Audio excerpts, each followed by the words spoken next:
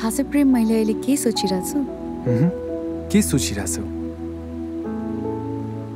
यो स्टार्सहरु मध्ये सबभन्दा स्वीटेस्ट र ब्राइटेस्ट स्टार मेरो अगाडि छ मलाई साथीको नजरले हेर स्टार नबनाऊ किन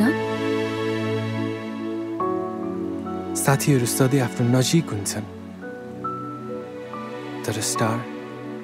टाढाबाट मात्रै हेर्न पाइन्छ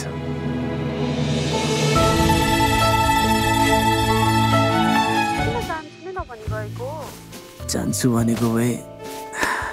तिमी पनि आउँथ्यौ र के थाहा आउनु पनि सक्थे कि होस् कति नआउने नै जस्तो यहाँ तिमीलाई च्यापेको सम्झेर सिरानी च्यापेर बस्नु परिरहेछ भोलि दिदीको बिहेको लागि जानुपर्छ नि याद छ नि होइन तिमीहरू म मात्र जाऊँ ल के को तिमीहरू म आर्या मोती सबैजना हुन्छन् होस् म त जाँदिन तिमीहरू तीनजना मिलेर मलाई के गर्यो भने म के गर्नु हे के कुरा गर्न आउँछ तिमीलाई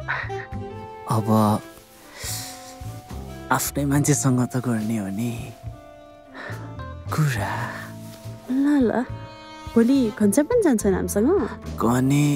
गए जान्छ नगए जान्न तिमीहरूमा मात्रै जाऊँ न प्लिज ल भोलि रामभजनको पानीपुरी चोकमा 9 बजे ओके